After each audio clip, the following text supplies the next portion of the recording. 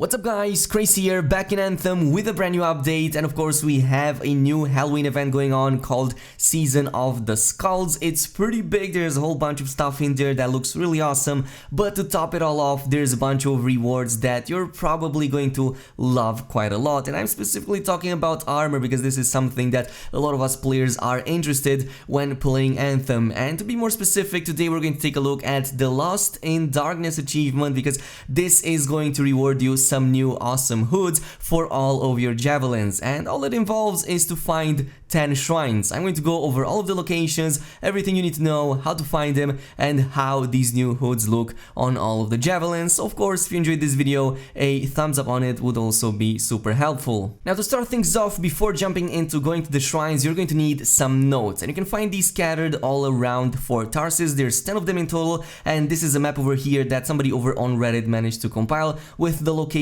for each and every single note in the game. I'm not going to spend too much time on these because these are really easy to find, but you will start exactly where you start as soon as you log into the game, into Fort Tarsis, with this bench over here where the news feed is located into, and this is where you will find the unassigned note that will put you on the path of finding the rest of the notes in the game as well. So from this point on, just go ahead and find the rest into the fort, and once you do that, you can check them again by simply going into your library section, either in the recent entries where it's easiest to spot them, otherwise in the miscellaneous notes section, and you will need to scroll a little bit into the middle to check it out over there. But yeah, this is where you can go ahead, read them again in case you skip them, and this is where you will get your hints from. But fortunately enough, you're going to have this video to tell you exactly what you need in order to find them. So let's get started with the actual free play, as this is where you will find the shrines to begin with. Anyway, let's start things off with the first shrine, and this is going to be to the right side of the Fort Tarsis spawn point. There's this huge rock formation right here on the map, as you can see it right now, and the way you'll want to do this is to simply run alongside this rock formation up until you see this opening over here, and in this opening you should see this circular half of a tunnel. Inside this circular half is where this shrine is located, at the edge of it, so it's really easy to grab, there's not that many enemies nearby, and you can just walk up to it, take it up, and congratulations, this is going to be the first one in the sequence. Moving on to the second one, this is located in the Valley of Tarsis on the southeastern part of the map. It's going to be located out in the open on this cliff over here, so again, really easy to spot even from further away, and once you reach it, just go ahead, approach it, and activate it to get the second one in the sequence. Again, the location on the map is right over here in the Valley of Tarsis in the southeastern part of the map. The third one is going to be located in the East Gate region, and that is why I suggest you guys teleport it to the East Gate Strider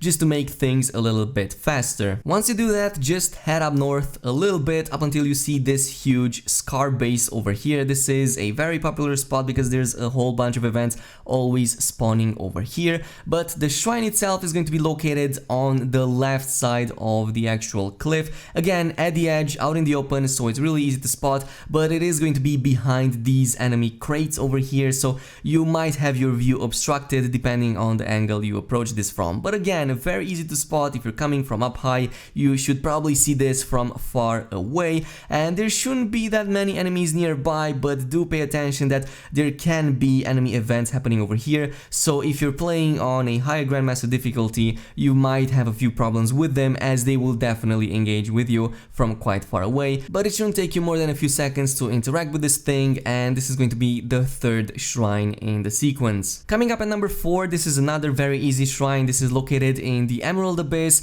to the right side of the Sanctuary Ruins, right here on this top right corner of this section of the map. Again, you can see this from very far away, there's nothing obstructing your view, and this is going to be located on a rather flat surface. It's right next to this metal gate over here, blocking the next section of the map. So again, very easy to spot, to the right side of the Sanctuary Ruins, and you cannot miss this. But once you get this is going to give you the fourth shrine in the challenge, and from this point on you can move on to the next. Now to reach the fifth one, it's actually very easy, and again what you'll want to do is, after you get the fourth shrine, is to teleport back at the East Gate Strider, and this time around go west into the Great Falls Canyon. Once you do reach this area, go to the north side of it, right across the Eden tree. It's the huge tree in the middle, and to the north north side of it, there's going to be this huge platform or cliff, and this is going to have a big waterfall that you can see from quite far away. And right across the waterfall itself to the edge of the cliff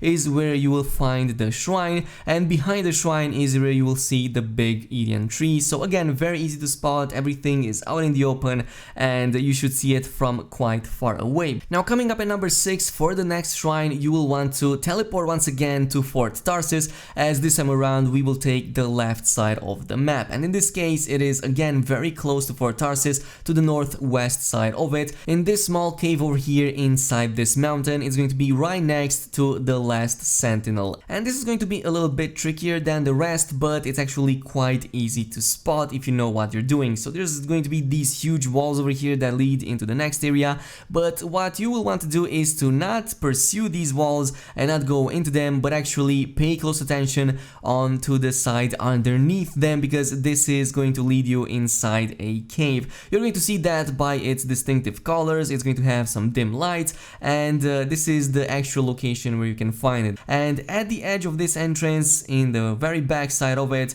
is where you will find the shrine itself. It's going to be right next to this huge sentinel structure or statue over here, and again, very easy to spot. Just take it, and it's located inside the cave and not out in the open. Moving on to the shrine on the 7th spot, this is going to be located in the Fortress of Dawn region, and the easiest way to reach this location is to use any of the striders either to the north or the south side of this actual location. So this is the fastest route, but once you reach this Fortress of Dawn region, it's going to be located right next to the Tomb of Goddess, to the right side of it, inside one of these towers. Again, you can spot this from quite far away, but because it's inside of it, it might obstruct your view. But once you do reach it, go ahead, take it, and there's not going to be that many enemies nearby to pose any threat to you. The 8th one is going to be located somewhere in the middle of the ruins of Shadowmark region. This is going to be on the most north side of the map, and this is why I suggest you take the strider in this location so you can reach that a little bit faster. But once you do that, this is the exact spot. It's on the northwestern part of the Sunken Gardens, and again, it's going to be located at the top of this broken tower, and if you're far away from it, you can still see it, even though there's some archways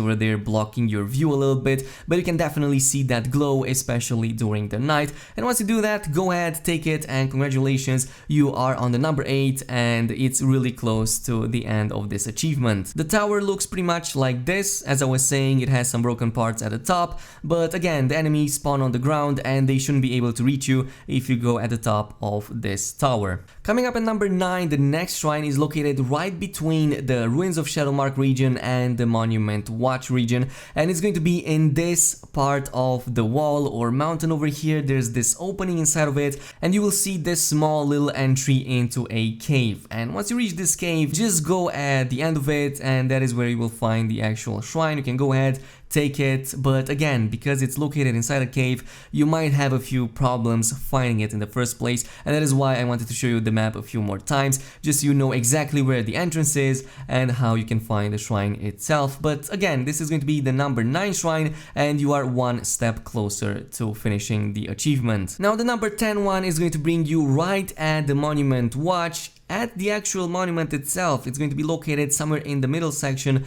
of the actual monument, somewhere to the right side of it. So what I suggest you guys doing is go up as far as you can, and then pay close attention to the middle section of the actual tower itself, because that is where the actual shrine is located into. So it's not at the edge here where the enemies get to spawn, but actually at the top. There's no enemies that can spawn over there, so again, it's the only place where you can find it. But once you do, go ahead, take it, and congratulations, you just finished the entire challenge, and this should reward you the new hoods for all of your javelins, point at which you can just go back into Fort Tarsus and try them out. And I'm going to go over all of them right now because they look pretty freaking sweet. Once you do complete this challenge, you will have all of them waiting for you into your actual forge. So again, these look pretty unique, they look pretty awesome. Of course, these are not the only armor rewards in the game. There's actually full sets associated to a certain challenge, but I'm going to go over that in a later video.